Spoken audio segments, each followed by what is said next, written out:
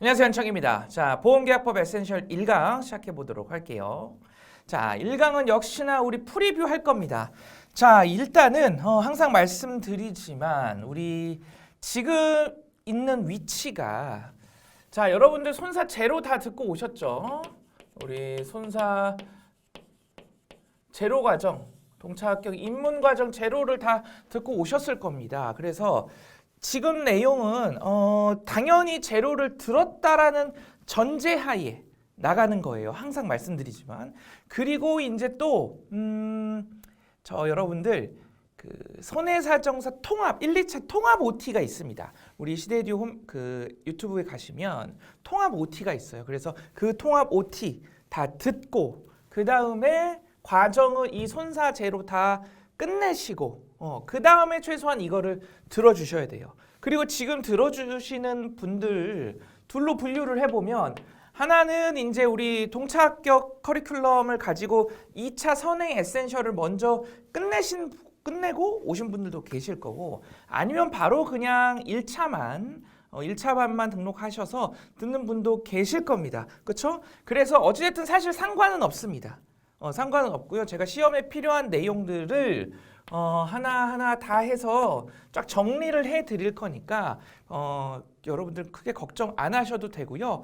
다만 2차 선행을 들으셨던 분들은 그때도 말씀드렸지만 훨씬 더 수월하겠죠. 거기서 한 40% 정도를 우리가 이미 끝내고 왔으니까. 그러면 그런 분들께서는, 우리 2차는 약관을 가지고 했었잖아요. 약관을 교재처럼 해서. 그래서 약관 내용이 법조문, 그러니까 보험계약법에 어떤 스타일로 표현이 되어 있다. 결국에 시험에 나오는 것은, 1차 시험에 나오는 것은 이 법조문이 나오는 것이니까 그 변환의 과정을 좀 즐겨보시면 재밌을 것 같고, 그 다음에 1차를 처음 들으시는 분들은 손사 제로 있죠. 이거 마스터를 하고 오셔야 됩니다.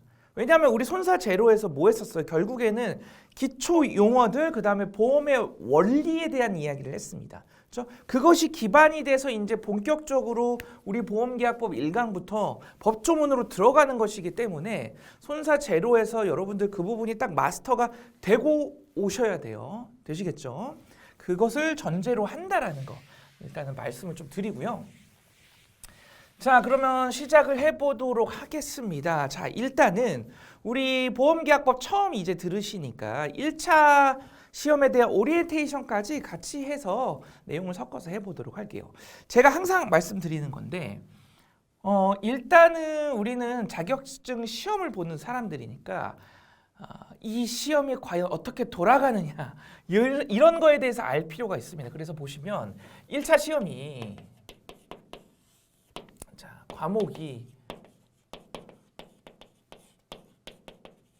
보험계약법이 있고 손해사정이론, 줄여서 제가 손사이론이라고 쓸게요. 자, 그리고 보험업법이 있습니다. 그렇죠? 이렇게 세 과목이 있는데, 보험업법은 이제 100% 암기 과목이라고 제가 표현을 할게요. 제가 암기 과목이라고 표현하는 것의 어떤 의의는 외울 것이 많아서 암기 과목이 아니다. 공부한 거, 암기한 것 그대로 시험 문제에 물어본다. 응용하는 것이 아니라 숫자면 숫자, 용어면 용어, 조문이면 조문, 그냥 암기한 형태 그대로 내는 것을 저는 암기 과목이라고 정의를 하겠습니다. 그렇죠? 그래서 보험업법은 사실은 100% 암기 과목입니다. 그래서 그냥 암기로 접근하면 되거든요. 그럼 이제 문제는 사실은 이건데 제가 이것들의 장단점을 좀 분석을 해드릴게요. 자, 장점과 단점을 분석해 보면, 일단은 법 과목입니다. 무슨 법 과목의 여러분들 장점은요, 범위와 용어가 명확합니다. 여러분들 제가 교환을 올려드렸어요.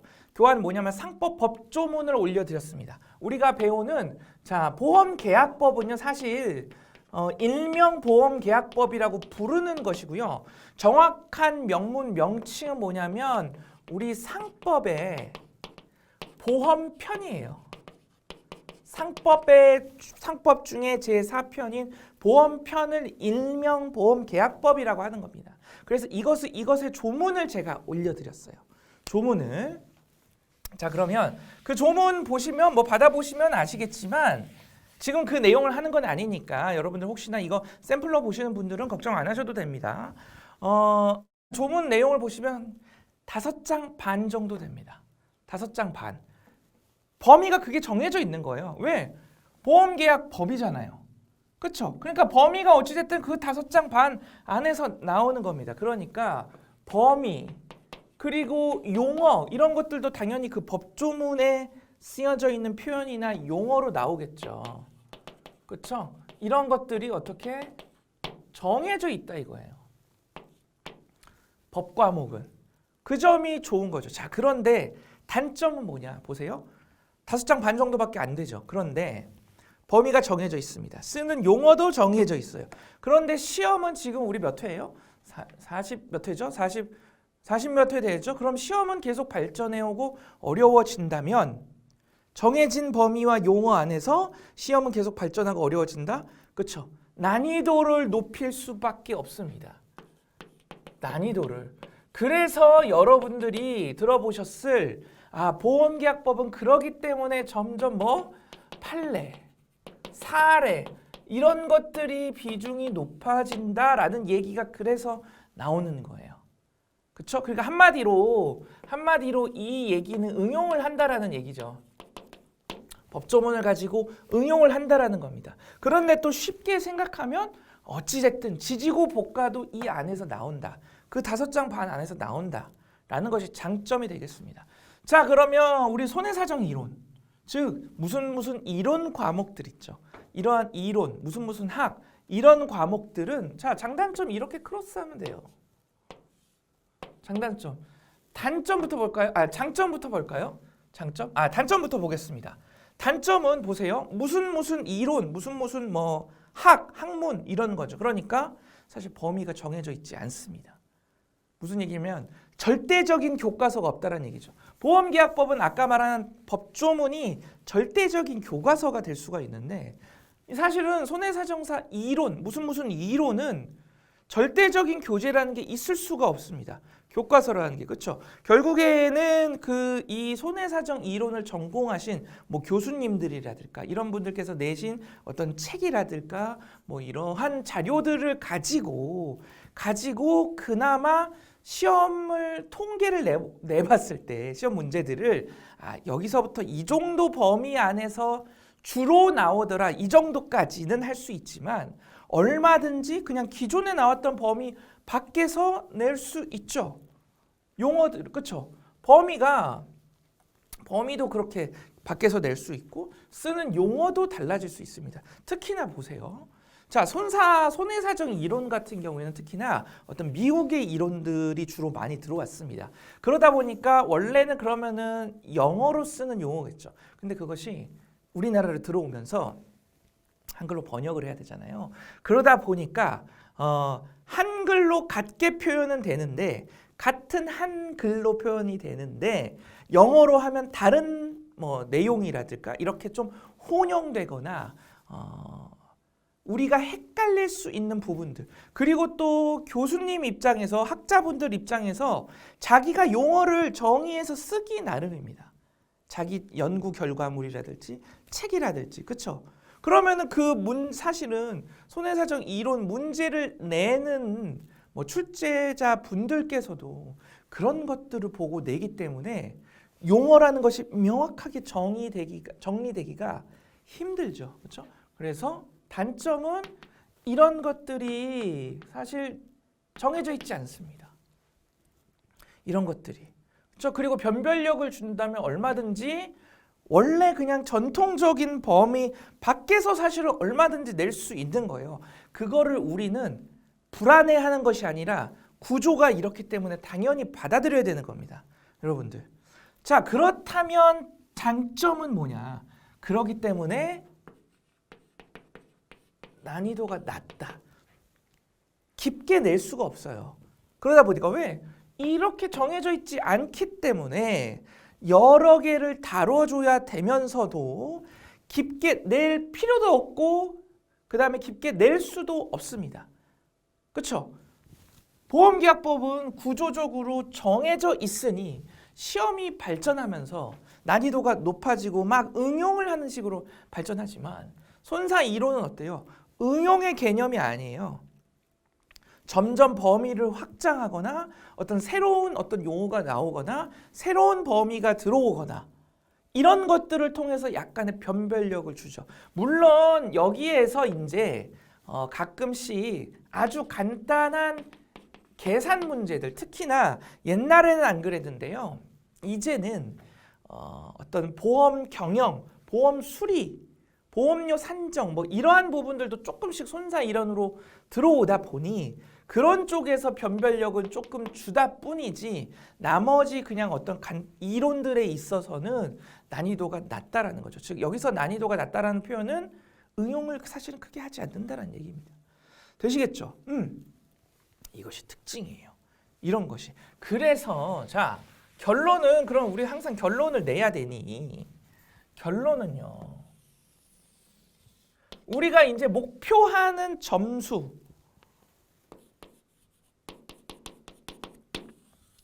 자 우리는 사실은 어때요? 평균 60점만 맞으면 됩니다. 그렇죠? 절대평가고 상대평가도 아니니 그러면 여러분들 보세요. 자, 물론 다 잘하면 좋죠.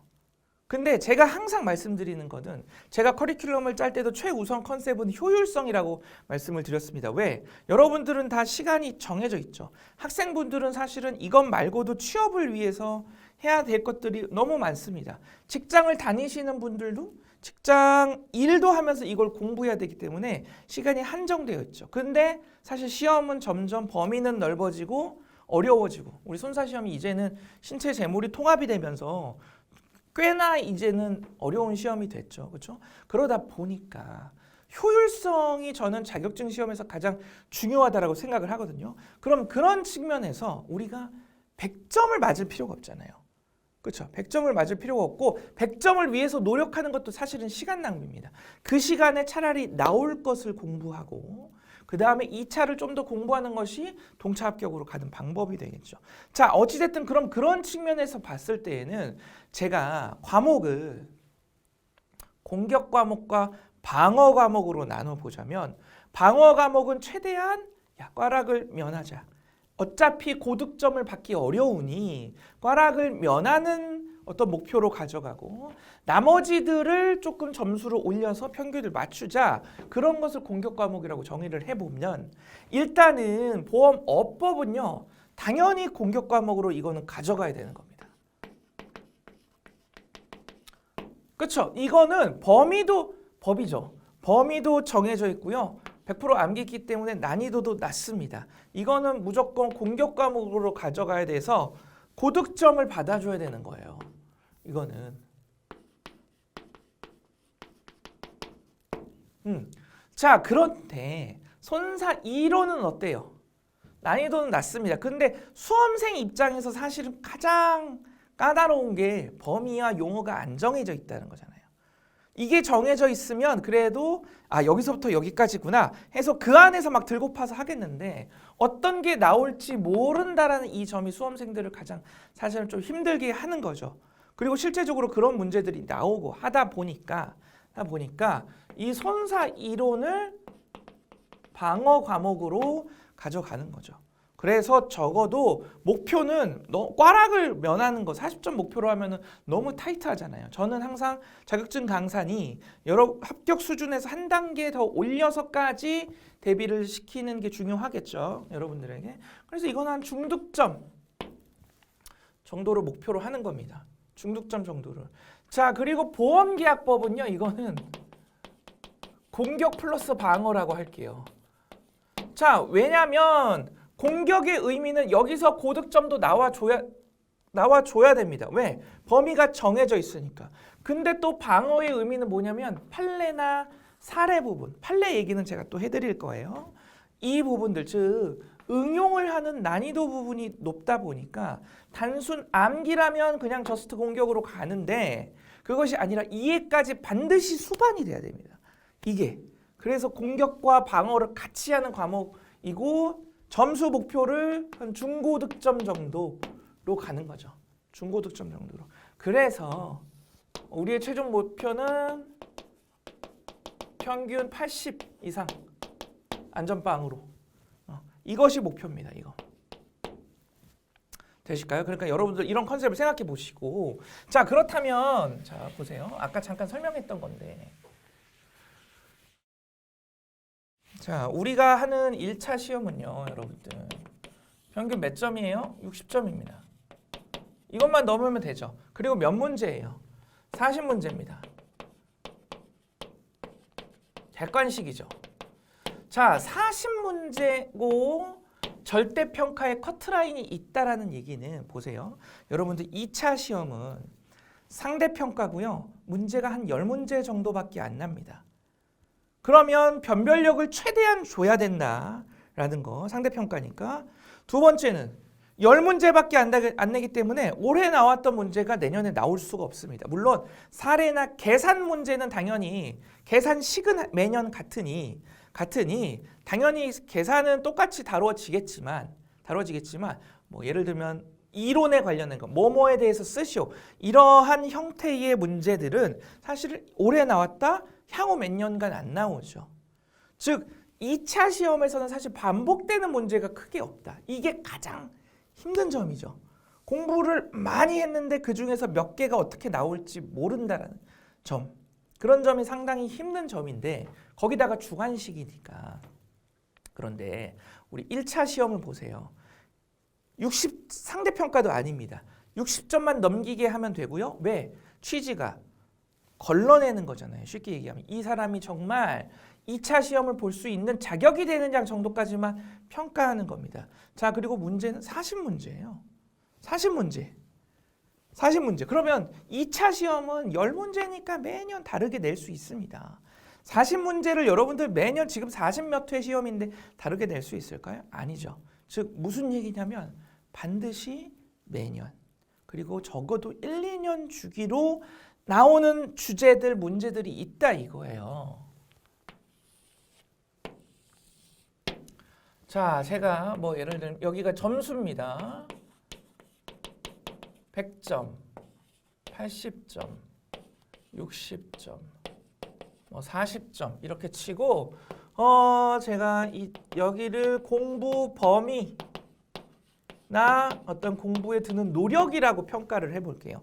그러면 적어도 60점까지 이 부분은 어떻다? 정해져 있다라는 거예요. 그렇죠? 왜? 1차 시험의 취지가 그거니까.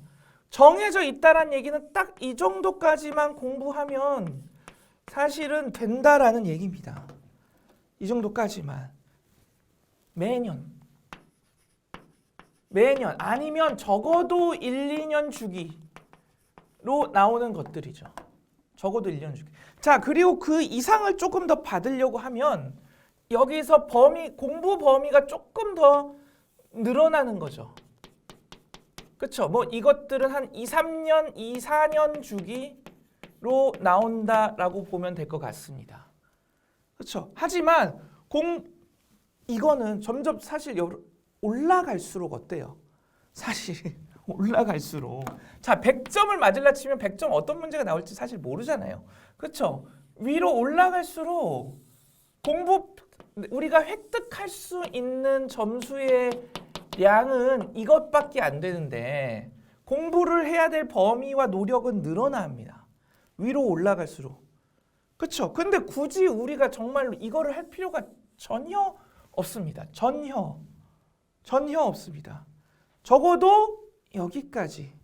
정말 시간이 없다면 이것만 하면 되지만 적어도 여기까지 해야 되겠죠. 그래서 저는 이것을 뭐라고 부른다. 우리는 에센셜이라고 부르고 정리를 한다라고 했잖아요. 그렇죠? 에센셜. 그리고 또는 기본기다라는 거. 그렇다면 우리 보험계약법에서의 이 에센셜은 뭐냐? 필수적인 거는 결국에는 아까 말씀드렸지만 결국에는 법조문이라 이거죠. 왜? 법과목이니까. 법조문. 이 법조문이 절대적인 교과서다 사실은. 아무리 뭐 판례가 나오고 사례가 나오고 응용을 해도 아무리 지지고 볶아도 여러분들 결국에는 그 5장 반 안에서 나오게 되어 있습니다. 그러면 만약에 여러분들이 그 5장 반이 아니 시험 보는데 5장 반 못 외우겠어요? 아니 그 정도는 해야 되는 거 아니에요, 여러분들. 그렇죠? 5장 반이 내 머릿속에 그 체계가 그대로 머릿속에 들어갔다라고 생각해 볼게요. 그럼 제 생각에는 불합격하기가 더 어려울 것 같은데 그러지 않을까요? 자, 그래서 이 법조문 체계를 보면요, 크게 자 우리 제로에서 이미 했지만 상법, 보험계약법은 크게 통칙이 있습니다. 통칙 일반적으로 다 적용되는 부분이 있고요. 그 다음에 이제 손해보험에 관한 법조문이 있죠. 그렇죠? 그리고 이제 인보험에 대한 법조문이 있습니다. 자, 그럼 통칙에서는 정말로 말 그대로 일반에 대한 뭐 보험 계약 638조가 의부터 시작을 하는 거죠. 의, 보험계약의 뭐 성립해서 쭉쭉쭉쭉 나가는 내용들이고, 손해보험의 체계는 손해보험 역시 손해보험만의 통칙이 있고, 그 다음에 이제 화재보험부터 시작하는 여러 종류들이 나열이 되는 거죠. 인보험도 마찬가지죠. 인보험도 인보험만의 통칙이 있고, 그 다음에 종류들 여기에는 이제 3개밖에 없으니까 생명보험, 질병보험, 상해보험 이런 식으로 있을 겁니다. 자, 그러면은 이게 일반이에요. 일반적인 내용인 겁니다. 그리고 손해보험으로 들어가서 통칙이 별도로 있네. 그렇다는 얘기는 여기에는 손해보험만의 특징이 살아있겠구나. 뭐겠어요? 우리 제로에서 배웠잖아요. 네, 실손보상을 실현하기 위한 내용들이 여기 담겨 있는 겁니다. 우리 보험계약법의 존재의 이유가 뭐라고 했어요? 보험 제도를 잘 유지하기 위해서, 단체성을 잘 유지하기 위한 내용들이 존재를 한다. 그것이 이 법의 존재 이유다. 손해보험 통칙의 존재 이유 뭐겠어요? 이것과는 달라야 되고, 손해보험만이 가지는 이유겠죠? 실손보상 실현입니다. 실손보상 실현. 되시겠죠? 인보험에서도 통칙이 있어요. 인보험의 통칙은 뭘까요? 손해보험과 다른 점. 실손보상이 아니다. 왜? 사람이 보험의 목적이니까. 사람은 금전으로 산정할 수 없고, 사람에 대해서 보험사고가 관련이 되어 있을 때는 도덕적 위험이 발생할 수 있으니 그런 것들에 대한 특징이 여기에 담겨 있는 거죠.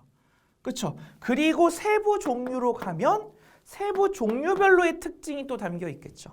생명만의 특징, 질병만의 특징, 상해만의 특징, 여기도 화재보험만의 특징, 자동차 보험만의 특징, 뭐 이런 것들이 담겨져 있는 것이 법조문입니다. 그래서 이 커리큘럼의 목표는 이 체계를 그대로 여러분들 머릿속에다가 제가 이렇게 넣어 드릴 거예요. 그대로 이거 체계 그대로 넣어 드릴 겁니다.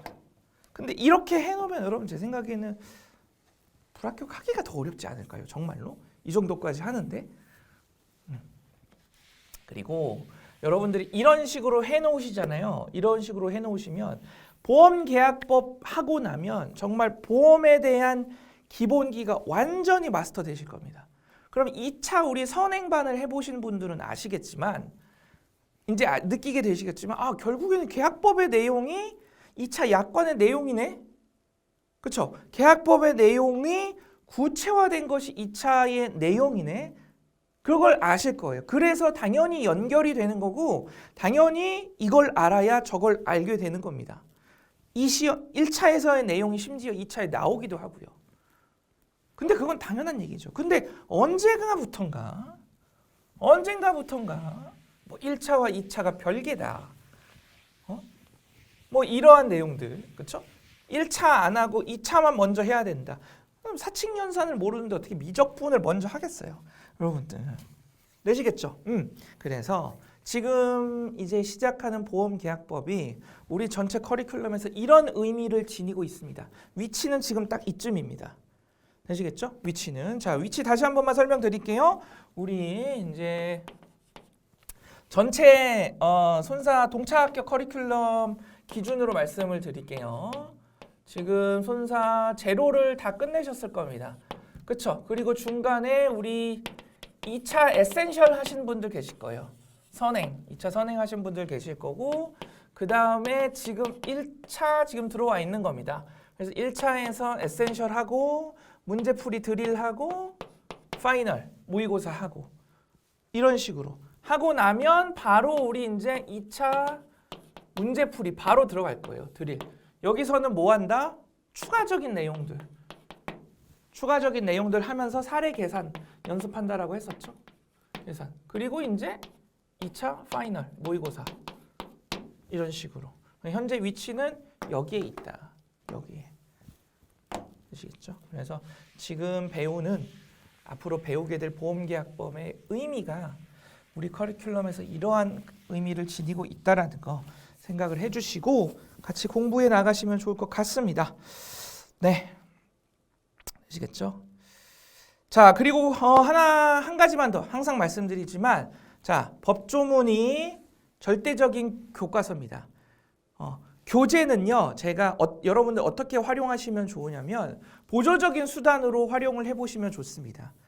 물론 이제 교재와 당연히 같이 나갈 거예요. 같이 나갈 건데 어찌됐든 내가 기억해야 된 틀 있죠, 틀. 기본은 법조문입니다. 교재에도 당연히 법조문을 제가 실어놨고 중간중간 법조문에 대한 설명을 같이 곁들여 놨습니다. 그래서 강의 순서는 교재를 중심으로 당연히 가요. 그런데 공부할 때 여러분들 항상 법조문을 놔두시고 제가 수업을 할 때에 법조문을 여기다가 이 내용에 관련된 법조문은 이겁니다. 이거는 이겁니다. 항상 띄워드릴 겁니다. 같이 보면서 할 거예요. 그러면 여러분들은 교재에서도 보시지만 여러분들이 갖고 계신 법조문도 제가 펼칠 때마다 법조문 같이 찾아서 같이 체크하고 법조문에다가 아시겠죠? 그렇게 해서 나중에 가서 파이널까지 끝내고 여러분들 혼자 공부하실 때에는 이 5장 반만 그냥 가지고 계속 봐도 모든 내용이 생각날 수 있게. 그렇죠? 그것이 어떻게 보면 가장 최종적인 목표다라고 생각을 해주시면 될 것 같습니다. 네, 이번 시간 내용 여기까지고요. 다음 시간에 이어가도록 하겠습니다.